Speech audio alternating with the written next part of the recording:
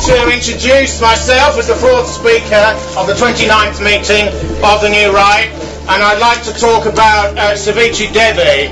Savitri Devi was born in September of 1905 and died aged 77 in 1982. Now, Savitri Devi is extraordinarily radical and is amongst one of the most extreme and militant individuals that I've ever discussed. I've had talks about Julius Evola and I've had talks about Friedrich Nietzsche in the past.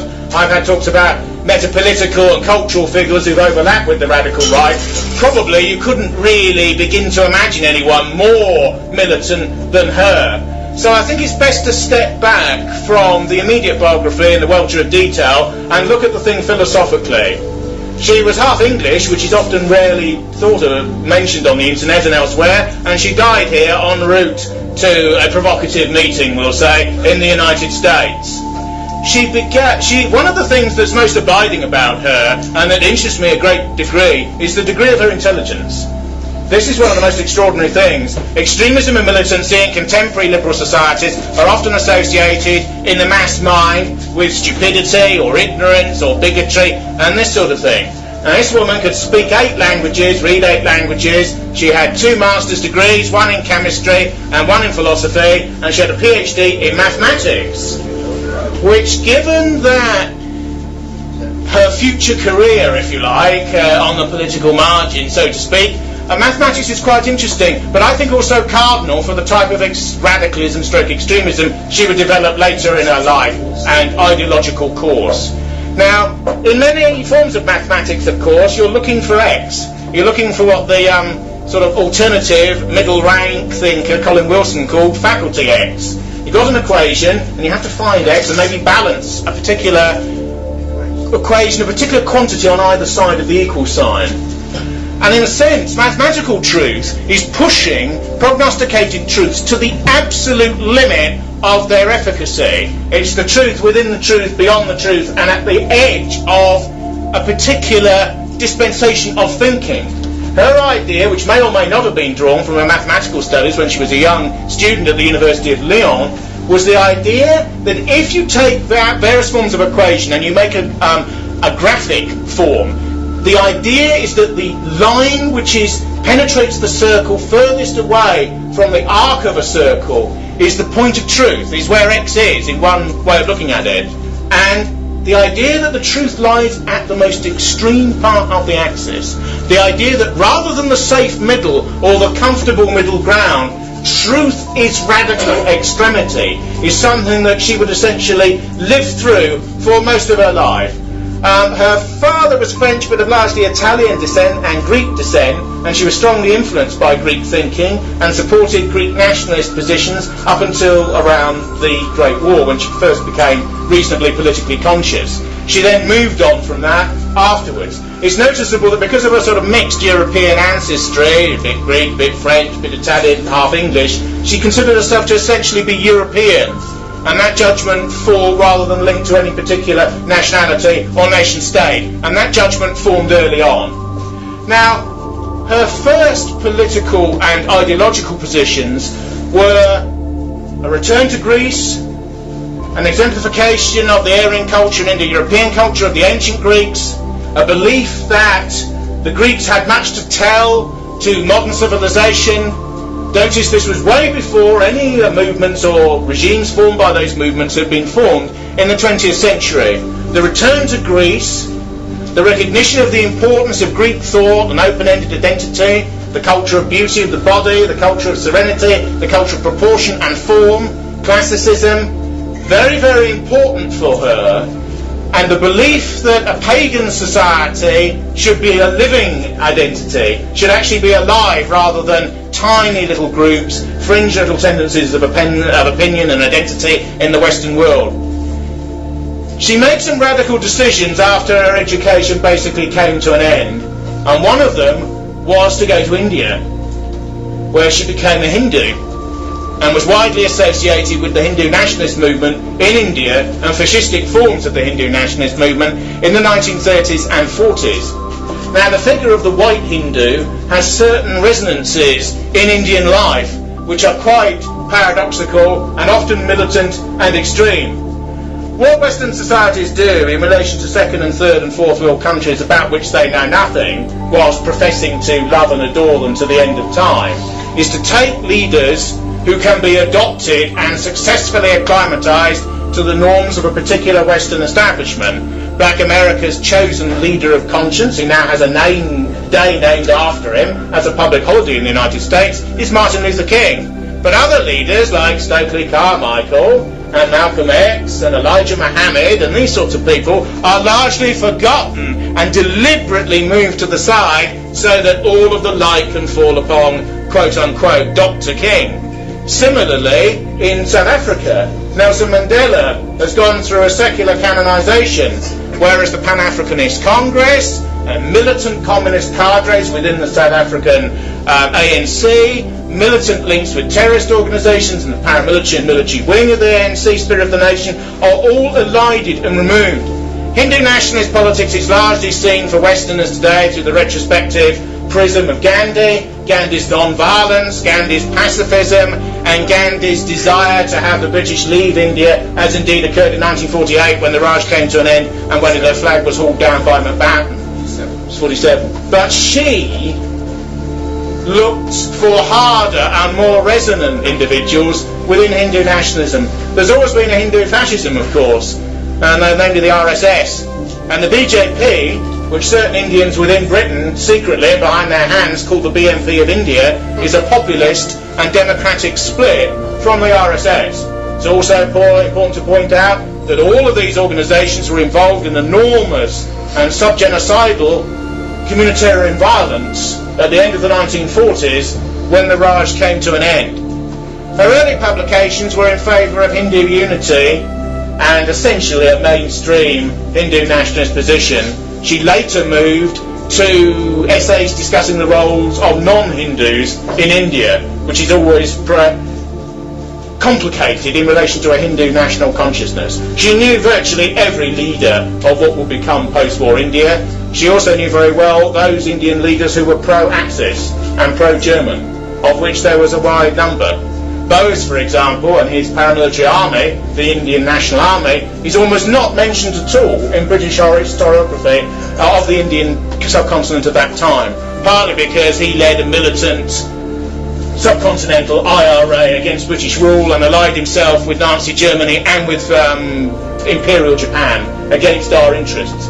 Very interestingly, in the last couple of years, documents have come to light where Bose was sentenced to death by the British Cabinet to be killed on sight by the Special Operations Executive, or the SOE, if ever caught in British gun sights, because he worried us, because he was aligned with core British state enemies at the alleged hour of decision for Britain in 1939-1940.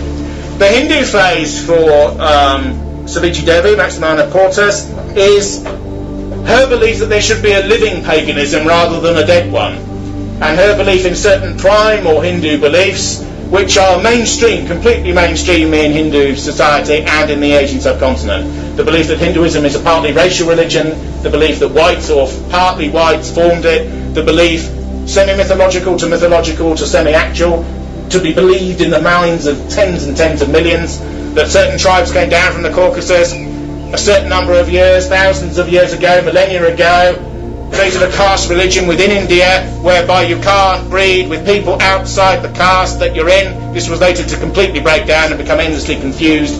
But these elements and these tendencies, the use of the fire wheel, the worship of the sun, the belief in polytheism of the most militant sort, which has one flame possibly behind it, a sort of secret semi-monotheism within a religion that appears to be anything but that. Her position in Hinduism is slightly complicated, and in some ways she's a perennialist like Evelyn, who called himself a Catholic pagan. If you want a religion as the basis of your political attitudes, if you want something that is what you consider to be absolute, or a system of belief, not Tony Blair saying these are my views, what are yours, not the views of contemporary politicians. If you want something that's absolute, and as she conceives it, things that people will live and die for and fight for in real historical time, you have to have things that are above and beyond man. You have to have things of metaphysical veracity and objectivism. In where theology merges in with philosophy, there's this idea of metaphysical objectivism, truths that are believed to be outside man and are taken as absolutes. The contemporary mind finds a lot of this way of proceeding and looking at things extraordinarily difficult, not just because of the possible political and ideological and social consequences that can emerge from it, but also because of the mindset that it involves. Whenever I talked about being a Catholic pagan, he basically meant that if you look into my face, you see ancient Rome. The name of his religion is Roman Catholicism, and to him he sees antiquity and the pagan world peering straight out of Christianity. Many people believe, of course, that Protestantism and the Protestant Reformation is a more Judaic form of Christianity within Christianity, whereas Catholicism does retain in its architecture, in its aesthetics, in the Renaissance, certain elements of the restitution of the ancient world, which is really what people like her wanted. The decision to become a Hindu is very, very radical and very absolutist, and at one level cuts you off from most white people, including quite white politically militant people elsewhere in the world.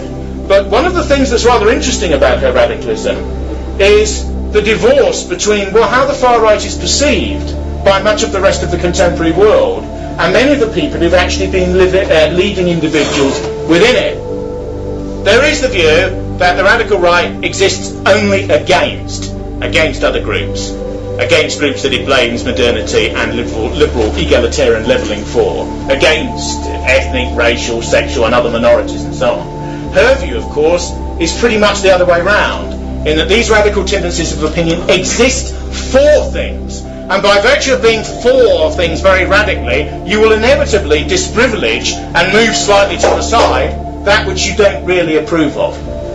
So there's a degree to which her desire for an absolute culture that was non-Christian and that was still a living culture that hundreds of millions adhered to shows the depth of her extremity and the depth of her radicalism.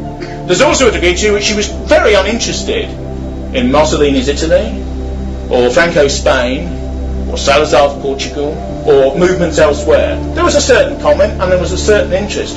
But it's noticeable that when she later came to adopt the view that German National Socialism was the recrudescence of extreme paganism in the Western world, for man then and today and tomorrow, she came to that view unerringly, because her viewpoint always goes for the most extreme and the most militant option. In some ways, because her motivation is in many respects primarily religious, she's opposed to all forms of political temporising. What's called populism is the desire that you meet people halfway with the predilections that they already have. Radical right parties in Europe and elsewhere go to the population after 60 years of liberal beliefs, when virtually everyone has some sort of liberal belief system, no matter how marginal, even if it's only 2% of their beliefs. Populism goes to them as a political gesture and tries to hook the individual or group concerned and bring them into a more rightist, traditional, perennial, authoritarian, semi-democratic, patriotic nexus and so forth. Her view is very much anti-political in one sense. She believes in going for the most extreme and the most radical option in all areas. If she wants to be a pagan, she becomes a Hindu. If she wants to be a pagan in political modernity, she becomes a National Socialist. If she's a National Socialist, she supports the SS as the most militant part of National Socialism. Always with her, the most extreme, the most radical option, but not as emotional fervour, although there is a certain fervid quality to her prose, that can't be denied, but almost with a degree of mathematical logic and forethought, whereby the most radical position leads logically and inescapably to all other positions. Now, why did she reject Christianity in such a militant way? Essentially because it doesn't accord with her nature, and essentially because of her view of both ethics and natural process. When the New Right was formed, quite a few Christian people came along early, and we had an Orthodox minister, or even a bishop, I think, in the first meeting. Radical right groups that have a cultural struggle element, such as this one, nearly always have a split, where they're either designated as pagan and the Christians leave, or Christians and the pagans leave, or there's an uneasy sort of correlation between the two of them. Now, she believed in a total return to that which was before Christianity. She believes that essentially Christianity is not just a Jewish religion but a universalist faith, and she's quite hostile to Islam as well. Although later she would know certain individuals who settled in Nasser's Egypt and who converted to Islam and were ex-members of the Freikorps and ex-members of the NSDAP, both in the 30s and 40s and going back to the Freikorps in the early 1920s and late second decade of the last century. For those who are not aware, the Freikorps, of course, were those paramilitary organisations formed in German defeat to prevent Bolshevik revolution spreading across the German heartline, to engage in fighting in the Baltic, and also just to impose order in a totally chaotic, defeated, hungry and demoralised nation that had lost the first world war in human history, certainly within modernity. So Devi's radicalism and the religious urge which exists behind it is evident from the very beginning. Many believe that she is attempting to create a religion out of Nazism. And indeed, many spokesmen on the radical right, like Reverend Piolova, said that after the war. I do believe that a Hitler cult has been created, Reverend once said, by a knowledgeable woman of Greek ancestry. And there is a degree to which you can see part of the logic of her progression in that way. She produced a whole series of books after she came back to Europe after the German defeat in 1945. Before she left, and in the mid to late 30s, she married an Indian Brahmin called Mukherjee.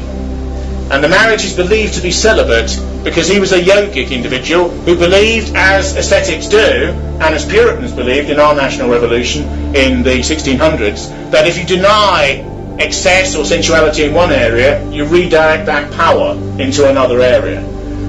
Also, Indian groups published most of her pro-Axis material after the war, when virtually nobody on earth would have published that sort of material.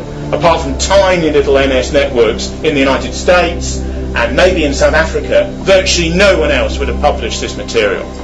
She moves from the Hindu nationalist position of the late 1930s to adopt, after a break, a strident pro-national socialist position. She goes to Germany immediately after the Second War in the mid to late 40s, when Germany is in total chaos. Germany has been occupied. The Eastern Zone, which she couldn't particularly visit because nobody from a Western origination could, was under Ulbricht's control. The statistics vary, as all of these exterminationist, come revisionist ones do. The German Parliament has declared that 2 million Germans died as a result of the devastation after 1945. Hundreds of thousands of German women were raped by Soviet troops in the Eastern Zone as a direct order which came from above. Mass armies rarely engage in rape unless it's ordered from above, or unless the restrictions upon it are ameliorated and withdrawn by an officer caste that gives approval to it. There will always be men who don't engage in those sorts of activities, of course, in any army. But if it is permitted from above, the doctrine that women are part of the booty of war will take hold, particularly in a group that desires radical vengeance. The interesting thing is that in order to stop the mass raping, which was demanded by pleas of East German communists so that they could form a state in the devastated eastern zone of Germany that was occupied by the Red Army, large numbers of men had to be shot because they'd become addicted to rape, essentially, and the commissars needed to reimpose order. So Devi's view, this doesn't also account for the hundreds and hundreds of thousands who went through the denazification process at the top of the hill and at the bottom of the hill. Lower ranking people, orderlies and people in the state and so on, people in tiny little party organisations, were led off with slaps and fines and ruined careers and sort of political reorganisation, reimposed political correctnesses and ideological conformisms to the post-war hour. The elite of the old party apparatus were either killed, many were tortured, there were institutes for their torture and destruction, many which will be used against communists later on. We had them in Berlin, long denied, they weren't very extensive, but British arms have always used these methods, contrary to the idea that we've never done so. And so, virtually, all of the radical non-humanism which is attested against this particular regime, retrospectively, was committed, directly and indirectly, by Allied power in the years after 1945 through 48. The suffering of the Germans, which was extensive, has rarely ever been revealed. The vast majority of people who are alive now have almost no knowledge of it. And rather like other defeated peoples, the White South and the Confederacy in the United States, for example, much of whose history has been consigned to a sort of convenient Orwellian memory hole, few people today know anything about that or even wish to know. The irony is that this information is there. If you type into Google massacres of Germans post-1945, if you type into Google German suffering post-Second War, masses of material comes up. The problem is not that the material is censored, is that the masses have been taught to even look at it is morally evil. And therefore they don't want to look at it. And it's as if it has not occurred. And it's only for archival and specialist interest. It is not where one wishes to put one's gaze. The revelations about the post-war camps were largely because the Allies took the static photographic cameras of the newsreels of that day to the camps because they had not to show the world the devastation of the German cities. These beautiful cities all over Germany, north, west, south and east, that were totally obliterated and totally bulldozed, destroyed more than Grozny by Russian power. Whole cities and towns devastated, and people lived in the rubble for years after 1945. An old friend of mine, the elitist and non-humanist intellectual Bill Hopkins, served with the RAF after the war as a sort of national serviceman in Hamburg in 1948. His wife's German. They had to pitch the RAF camp outside of Hamburg in the summer because of the stench of the bodies under the rubble, because the smell of the corpses was so nauseating they couldn't have the camp inside the city. Eventually, of course, what the Germans would do, and the German economic miracle of the post-war period, which sees the emergence of an economic superpower and a political castrati and pygmy that is frightened even of its own shadow in contemporary Germany, is rooted in these events. Don't forget, many Germans had seen their society smashed to pieces twice, in 1918 and in 1945-46. So it was a sort of double whammy. Now you know why Germans don't want to put their fighters into Afghanistan and elsewhere. It's not because their cadres and warriors are afraid. It's because they, in a sense, have lost the spirit that was destroyed in certain respects in 1945. The Jewish New York writer Norman Mailer once said that the real victims of the Second World War are the Germans, and not the group, his own group, that is always talked about. And spiritually, somebody like Devi would have agreed with that, because it appears to me as an outsider, despite the Germanic nature of English identity in part, that Germany is self-lost, self-loathing, self-defeating, self-defeated. There's probably no nationality that hates itself more in life than the contemporary Germans. There are many films about the left-wing terrorism that emerged out of the 60s and 70s generation, which is seen as a revenge upon the fathers. Waves of hatred of young Germans directed against older and more elderly Germans because of what they did, or more accurately, couldn't be said to have done during the war. The irony is that Devi is such an extremist that she identifies even with the SS prisoners, even the SS prisoners who weren't in the Waffen-SS but served in the camps. She regarded those as heroes of anti-humanist struggle, people outside time, beyond good and evil, struggling against titanic forces and going down gloriously and being martyred thereby. This is essentially a religious view, a powerful and primordial religious view. I see no logical connection, but I sense there's in Shia Islam there's a ceremony where people beat themselves and mutilate their foreheads and this sort of thing, and it's a trinity and a paroxysm. And in a way, she considers these forms of political movements to be the white equivalent of that. That's what she sees it.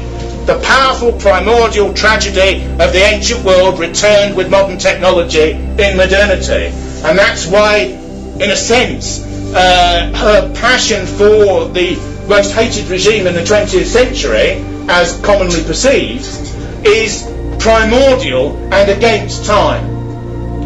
She went to Germany and distributed handbills, almost in a desire to get arrested. A couple of thousand, largely cyclist-styled leaflets of a pro-Axis and pro-restorationist and pro-Hitlerian type, and she was immediately arrested and tried and sentenced to 4 years, I think, but ultimately served the better part of 2 under the Allied controlled area. Don't forget, the French, the Germans and the Americans occupied one sector and the Soviets the other, and they're already splitting into 2 entities.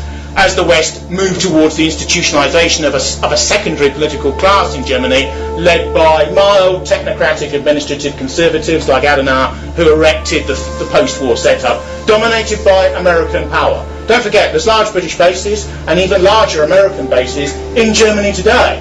Germany is still partly an occupied country that can't entirely be trusted, even within the EU, even bound in so much. It still can't entirely be trusted, although the West long, in a way, wants a democratic Germany to be strong with them in Iraq, in Afghanistan and elsewhere. But Germany is paralysed and spiritually defeated by what occurred in the aftermath of 1945. Now, German suffering at the end of the war is not seen by Devi in the way that it normally is.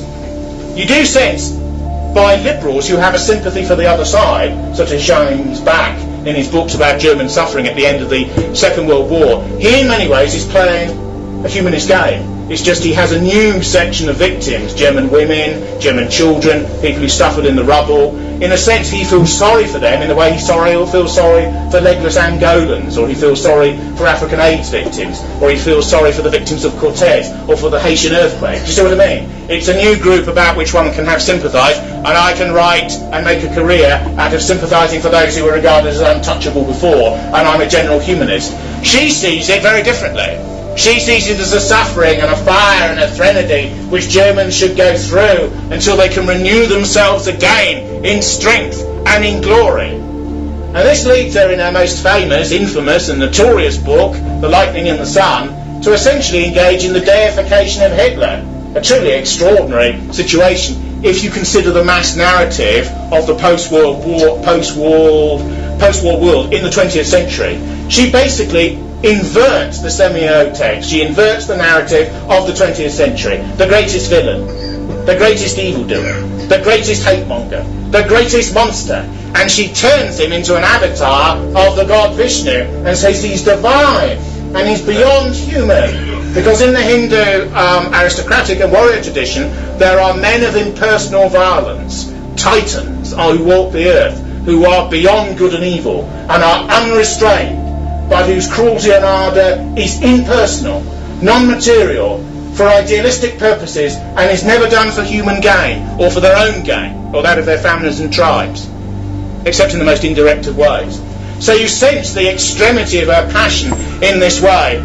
In some ways she's synthesising religious ideas together that were quite new in certain respects, and are rooted in her view of nature. What's the difference between paganism and Christianity? Is it the worship of polytheistic gods? Many pagans actually believe there's one source, and the gods and goddesses are metaphors. Pagans believe everything that exists is divine, in all of the systems. This means that destruction is divine, as well as creation. It also believes that femininity is divine, and therefore there's no problem with the masculine and feminine polarity in all things. There are priestesses in these religions, there are goddesses in these religions, because they're half of what it is to be mortal. All humans die, go back into eternity, go back into nature, come again. Everything comes again. If we're evolving, it's very slow, and on the whole, evolution is the advance of a tiny proportion ahead of the others, who can barely keep up. Now, ethically, most pagan systems are very different. Paganism tends to believe in retributive violence. It tends to believe that if you push me, I'll push you back. It tends to believe even in violence and aggression as the forethought before being attacked oneself. It tends to have an honour-based system, whereby morality is perceived hierarchically. So, the more noble you are, the more beautiful you are, the more intelligent you are, the more well-proportioned you are, the more knowledgeable you are, the more courage you have, the more favoured you are by the gods, the higher you are in a particular hierarchy. This, of course, has a converse. The uglier you are, the shorter you are, the less well-favoured you are, the less cowardly you are, the more defective you are, the lower you are in this particular hierarchy.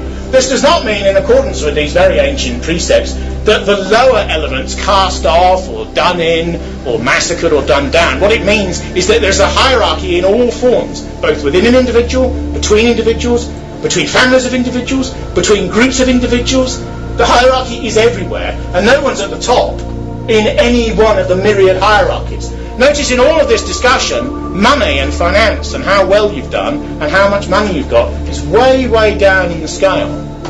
And mercantile and purely successful forms are not despised because they're part of the whole.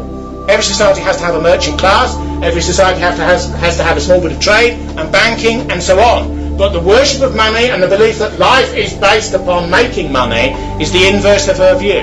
And for most of her life she lived as an ascetic.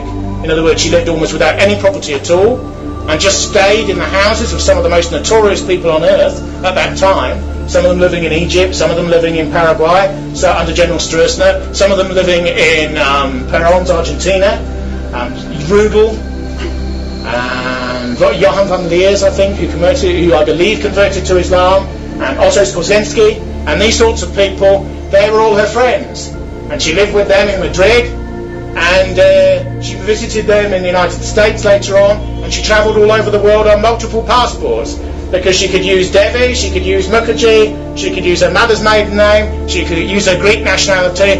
Increasingly, she became banned from country after country. After the publication of Lightning in the Sun, I believe she wanted to visit John Tyndall, who's widely known, of course, was essentially the founder of the British National Party. John Tyndall, who was in the National Socialist movement a long time ago, was an old friend of hers. He used to say, they just want to keep out a little inoffensive Greek lady who's a friend of mine. But in actual fact, it was Savitri Devi, really, you know. That's what he used to say to the BBC when they came asking. Now, in Germany, she was imprisoned, and she wrote a book called Golden Furnace about the treatment meted out to her and to the other prisoners and to the demoralisation of the German people post-war. Don't forget, the mass of Germans adopted a self-forgetting strategy for the Second War. In the 50s, 60s and early 70s, some of them pricked by the growing left-wing revolutionism in Germany among student minorities, the older generation blanked it out and concentrated solely on the rebuilding of the society, and everything was rebuilt. If you go to Germany now, you've never known that American bombers devastated the whole sections of cities, although most of the bombing was done by the RAF. Deliberately so. Indeed, as the war progressed, our Air Force became more and more militant and more ferocious. Our crews were told, remember Coventry, remember Southampton. Extraordinary warriorship was shown. In Nietzsche's terms, you never condemn the warrior. The men like Harris and so on, covered with their hands of blood and so on, but show me figures in any nationality who are not like that. David Irving met Harris after the war, of course, and in some ways thought he was a fine warrior, a bullock, a man who wants to virtually destroy and rend for his people, not the image the English have of themselves. 50,000 of our air crew died in the air. Unlike the Serbs and the Iraqis, the Germans were able to fight back against this mass terror bombing and killed an enormous number of the pilots who went over, many of whom didn't survive 3 to 4 missions in the air.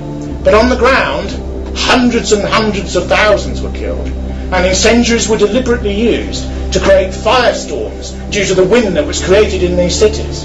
In Hamburg and in Dresden, most famously, which still causes a quiver of conscience in contemporary liberal England and Britain. Dresden is a naughty and a dangerous and a dark word, and there is almost a semi-apology on the British lips for Dresden, but not quite.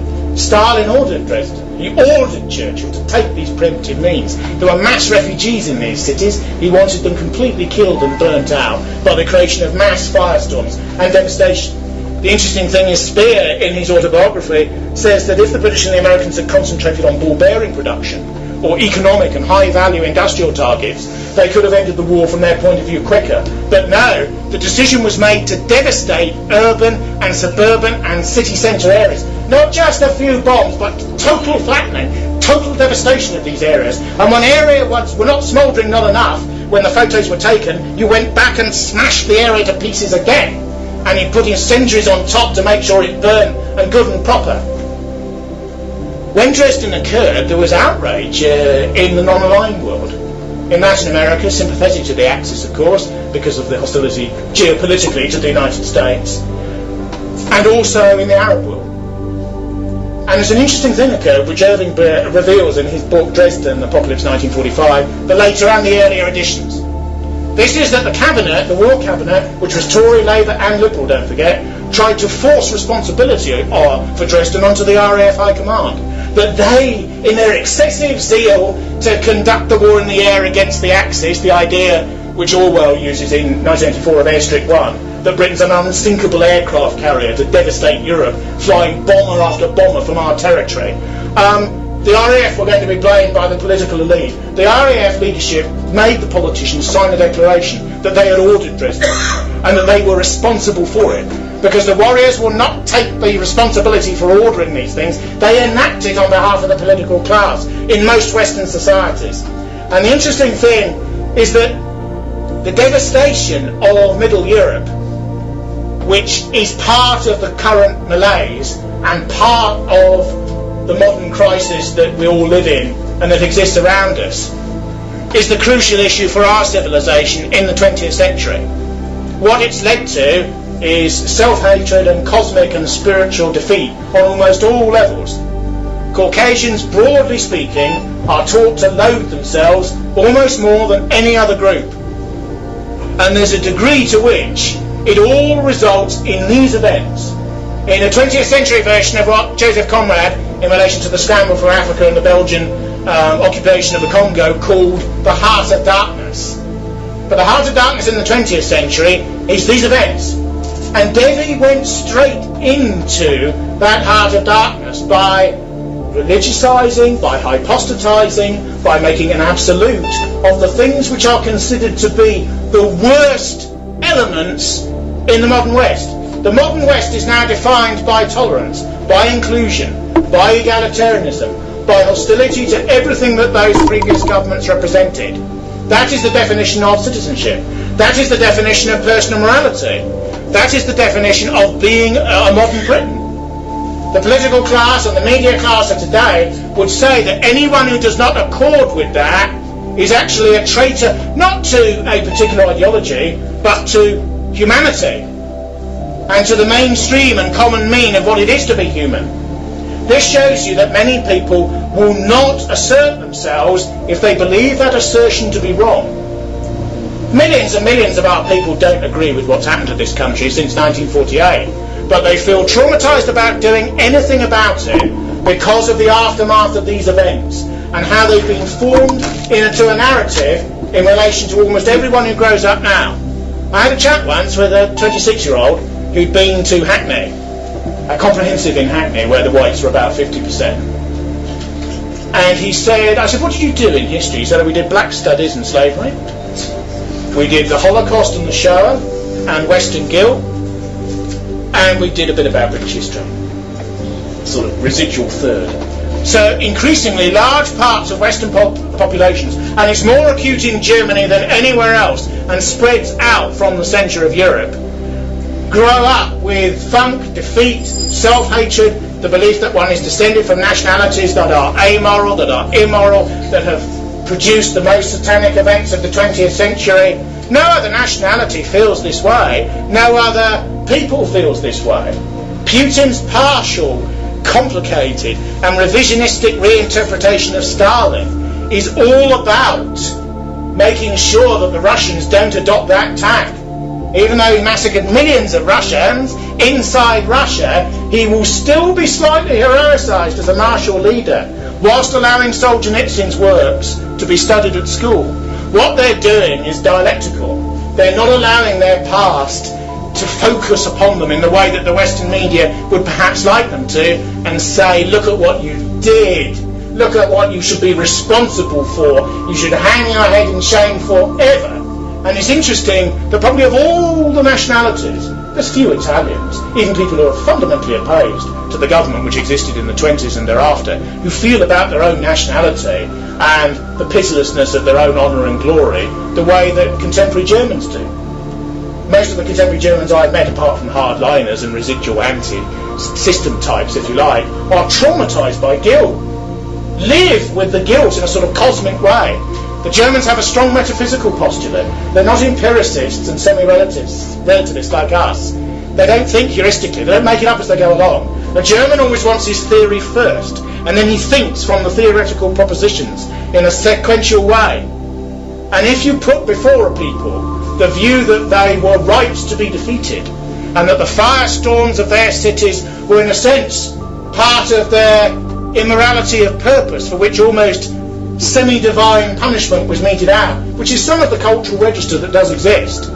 You will find a growing generation, 1, 2, 3 generations, of people who loathe their own civilization to such a degree that a few of them will take arms against it, which is what Bader-Meinhof and the other groups were. There were people taking up arms against their own civilization from within it, in accordance with doctrines that they had been fed in relation to the aftermath of the last war. Now, Devi's basic political books are The Lightning and the Sun, which deals with 3 historical figures, Genghis Khan, Akhenaton and Hitler. She sees the one as a man of peace and the sun, another as a warrior and killer without any greater idea, and Hitler as a sort of a god and a devil combined, as a sort of Superman outside history. He is against time. He is sort of inhuman. He's considered as something semi-divine. The irony is that, of course, that is how he's perceived in Western culture. The number of films, the number of plays, the number of ideas that feed on him, retrospectively as a sort of force, as a force of negation, as a force of anti-divinity, because, of course, in a dualist system, evil is very powerful, and the idea of the diabolical is extraordinarily provocative and interesting, and he is presented in diabolical colours. Indeed, there is nothing more diabolical. So in a way, her configuration and her spiritual cosmogony and that which has occurred are identical in the way that a photographic negative and a photographic image, or positive, is the same image, reversed the one from the other.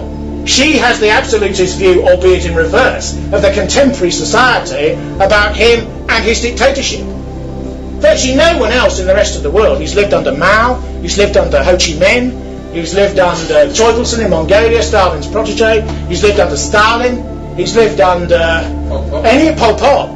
None of them have the view of their own nationality demonically transfigured and embodied by one individual in the way that the Germans do. And in a sense, their attitude towards their own re-education and indoctrination post-war is religious. They had a pre-war adoration of him and his regime that was semi-religious, and they have a post-war diabolical instantiation and demonisation of the very same things, which is almost semi-religious, both ideologically and in its fervour and in its ability to affect people. I certainly believe that the West will never revive until these events are internalised and overcome. Nietzsche talks about self-overbecoming, the idea that you take pain and loss and grievance and agony and you supplant it and you rise above it and you take it into yourself, wash it and turn it around and step through it and beyond it. It's a warrior attitude, essentially, applied to civic, mental and other factors. The only reason that we are, as a culture, in the state that we're in is because of the way in which we think, have been taught to think, and the morality that most of our people have imbibed.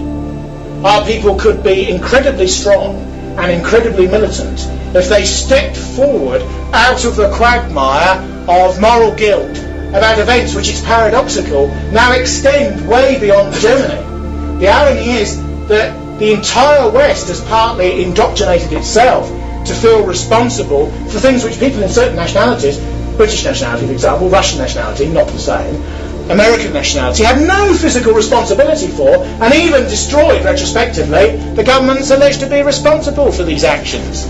So you have this strange situation where the United States has enormous quasi-religious memorials to the Shoah, which are quite theological and sort of theophanic. I was in Miami about this time last year, and there are enormous memorials to the Shoah in Miami. Enormous memorials. The hand in the centre of Miami with the bodies falling from it, which is the Shoah Memorial, is as big as a quarter of Trafalgar Square and is a place of worship, sort of reverse worship. It's not just a tourist icon and something that's been stuck there. It is it's a symbol of ontological malevolence in our times, before which all must kneel. All know the presence of malevolence and death when they see this. And there's another memorial which we didn't see actually, which is actually somewhere else, I think down near the beach, with twisted figures and sort of multiple names on a black sort of plinth, which is rather like the memorial to the Vietnam dead in Washington DC. And these exist for a purpose. It's a sort of, that sort of philo-Semitism and self-hatred is virtually semi-religious. It's interesting that it's so acute in a Protestant society, like the contemporary United States, but maybe it's been concretised in that society, but it exists elsewhere, everywhere. It exists in the minds of the people who defeated Germany. They're responsible as well. It's left national borders and it's become sort of cosmic. And it's what I call the cloud. It's the cloud that appears, the cloud of knowing rather than unknowing, to adapt to sort of idealistic religious text. And it falls upon virtually all Caucasians, and to a certain extent certain other groups just outside us, like a pall. It falls upon us like a miasma, like a sort of moral hectoring and semi-plague. It's only when it's corrosively dealt with that we will revive. Because if we remain beholden to this, and there are signs that the illness is beginning to leave us as these events are more and more historicised, you can sense that some of the films made about these events have a shudder running through them. They're not revisionist films in any sense, they're not revisionist books in any sense, but you notice that some of the quasi-religious passions stirred by the Second War are dying as the generation that fought it dies out. More complicated and reflexive and artistically truthful presentations of Germans in struggle during the last war. More complicated presentations of Allied actions during that war. In other words, not presented purely as a crusade against evil. The truth of the matter is that the great unknown guilty consciousness in our own society is we should have made peace in 1941. We should have allowed it to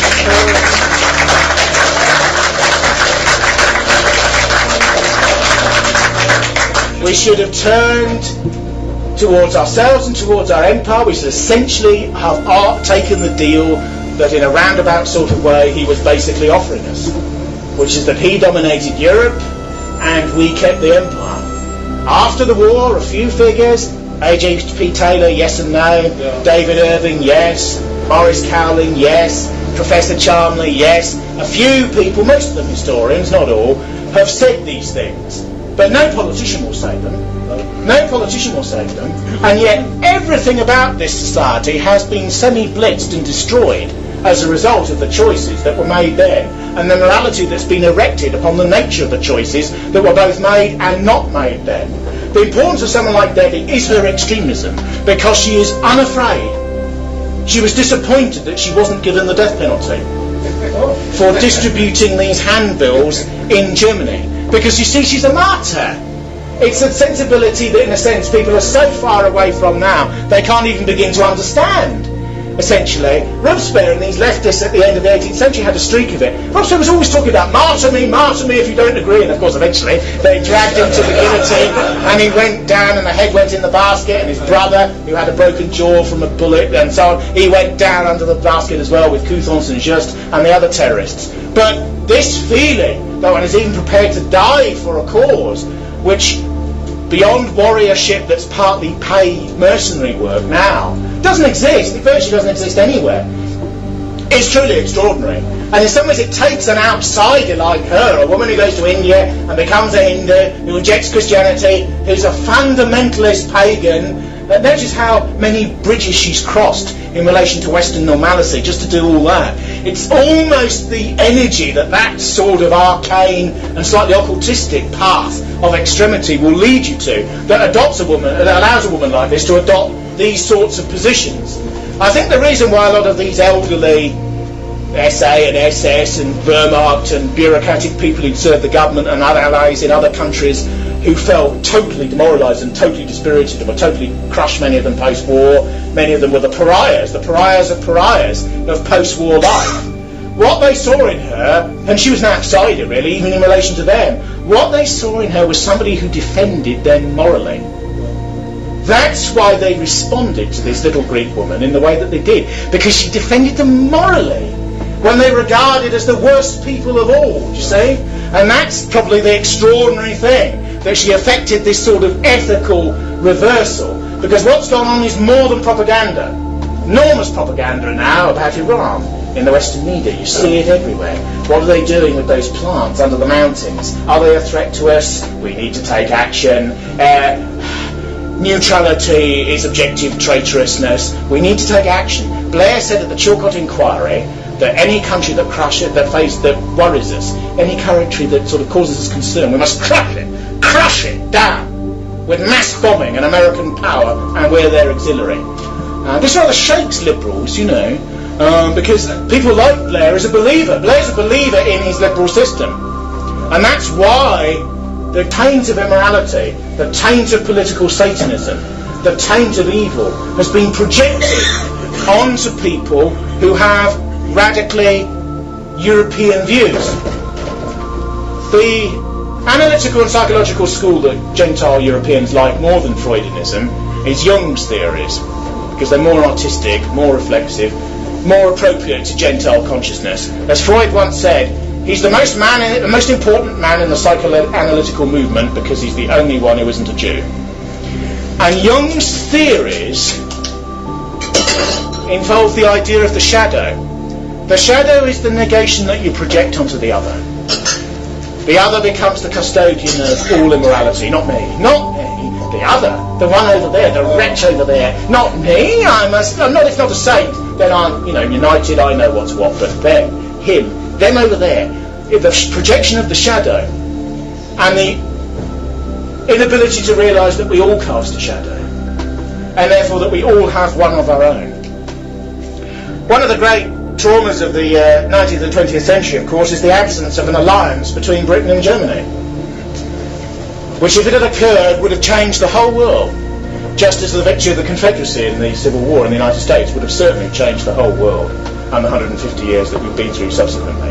If one looks at it, when Joseph Chamberlain was colonial secretary in the 1890s, he wanted a treaty, or he wanted a binding agreement with Germany, so that they would essentially, and over time, become the overwhelming power on the European continent, and they would have to come to concordance with France to one side and Russia to the other, because that's the reality of realpolitik. But we would have our empire to one side of it. And possibly, with the Americans in an isolationist mode, the sort of Charles Lindbergh version of the United States, rather than the Bill Clinton version of the United States, the US could have remained a power in the Americas, which is their natural role. Britain, America keeping to its business, essentially in the Caribbean and the generalised Americas, Germany dominating Europe. No First War, no Second War, and no version of the society that we have now. That was something that was postulated by British leaders like Chamberlain, again an outsider and an establishment radical who comes from the Liberals, and yet in some ways he's more energised and more right-wing than many of the Tories whom he was associated with. If these ideas had prevailed, the present travail would have not occurred. And Devi is important to me for two reasons. One is that she says that the people who are thought to be the most immoral on earth in contemporary jargon and argot may not be. And she provides philosophical and theological reasons for that. And even if you don't agree with that, as many of our people would not, there's a secondary position. And that is that the culture of self-hatred and funk and defeat must come to an end. If you look at many young white people now, they're interested in nature, they're interested in ecology, they're interested in animals, even animal rights, of which she was an early advocate, being a Hindu, of course. She didn't believe in using fur, she didn't believe in eating meat, or eggs, or fish. She was absolutist, as Hitler was. All vivisection was banned in Germany, and the most green and ecological laws were just passed. Business had to obey them, they were just passed, there was no discussion. And they worked around them, as businessmen always do. But primordial green views were passed. Enormous forests were planted around German cities and so on. The interesting thing is the emergence of the Green Movement in post-war Germany, which taps culturally to the left, because communism can't exist in West Germany because there's an invidious communist state in East Germany. So leftism takes a green form in West Germany, and yet green ideas are not left-wing. Deep green ideas, as they're called, are primordial and pagan, insert with a small p, and very, very right-wing. She wrote a book called The Impeachment of Man, which is, again, because she's always so extreme, one of the most extreme vegetarian, she wasn't a vegan technically, but quasi-vegan works that you could ever imagine. I remember once when I was 18 watching a film called Animal Auschwitz, which is a film by the Animal Liberation Front. It's an illegal film, it's an underground film. The Animal Liberation Front was formed in relation to a book called Animal Liberation by the Jewish University professor from Australia called Peter Singer, and which is a totally other debate, and we won't get into that. But the interesting thing about the ALF is I think the ALF was founded by Ronnie Lee from Leeds, or he was certainly instrumental in creating it, or one of its leaders, because it was an anarchist thing that didn't have a structure of leadership formally. And he said that fascists or extreme rightists were welcome in the Animal Liberation Front, as long as they didn't bring their politics into it, which is a sort of strange way of putting it, really. But everyone knows that in those movements, in those alternative and countercultural verities, there are interconnected right-wing ideas. And one of her most interesting attitudes towards National Socialism is the belief that there are two forms of it. There's the exoteric form that the masses understand, which is a particular group that's responsible for postmodernity and one doesn't like in an a priori way, certain attitudes towards nature, hierarchy, militarism, extreme patriotism, semi-worship of the state, but the nation and the state are considered to be contiguous, hostility to modernism in art, green ideas, and so on. But there is an inner. Those are the views that, when they're viewed in a very negative way, the present anti-fascist society has. It's all negative. They don't like persons of colour. They don't like homosexuals. They don't like this. They don't like that.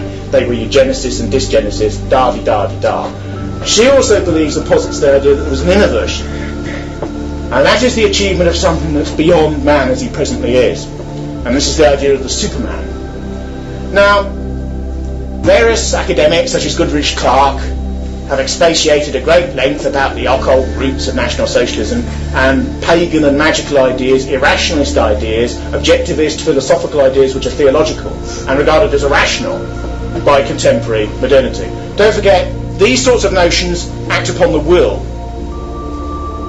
Bernard Shaw, the left-wing Nietzschean and playwright at the beginning of the 20th century and Fabian idealist, said that a man with a crucial idea is worth 50 other men.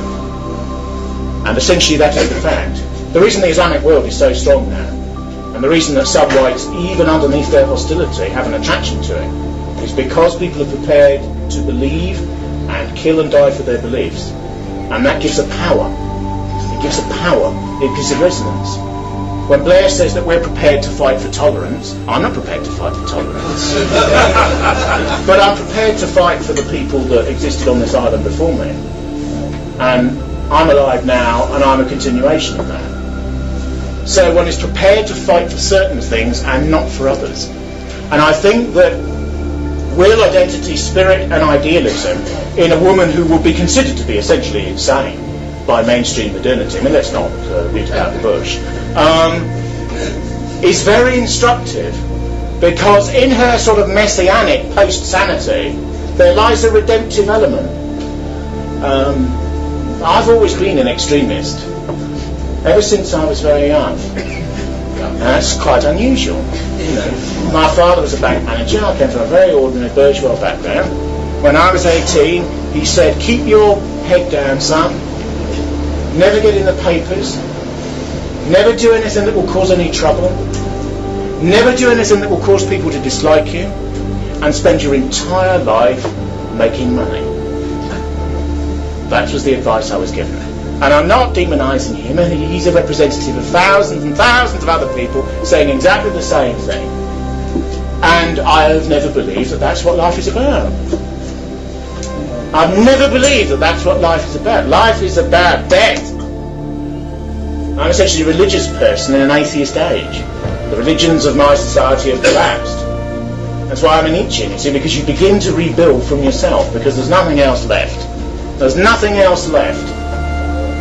And with somebody as extreme as her, even I don't concur with necessarily all of her views, the power and the purity and the obsessionality of her religious belief in the redemption of this civilization is very instructive and very revealing, and is a sort of moral dynamite in comparison to everything that's taught in every school and every college and every university now.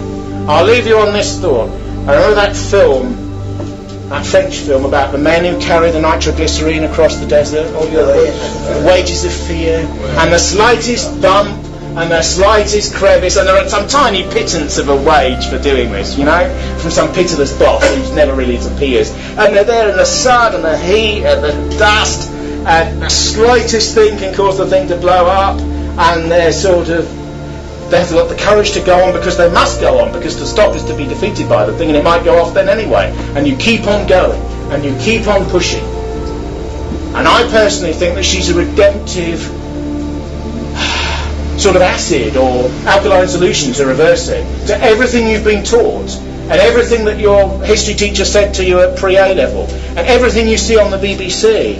Her sort of work is like watching the news on the BBC, attacking the TV with a hammer, then attacking the cathode ray oscilloscope inside the TV, a free sort of, for those ones that you hang on the wall, and then seeing that blow up, and then kicking the cathode ray oscilloscope round the garden, and then getting some boffin in to reconstitute it in a totally rewired and completely different way, as if the Germans just didn't conquer the Channel Islands, but had actually won the war. And you turn on the set again after having smashed it and gone through this extraordinary sort of convoluted process of reorganisation, and you sit there and you watch the news, and it's a bloke in a German uniform, and you think, what is going on?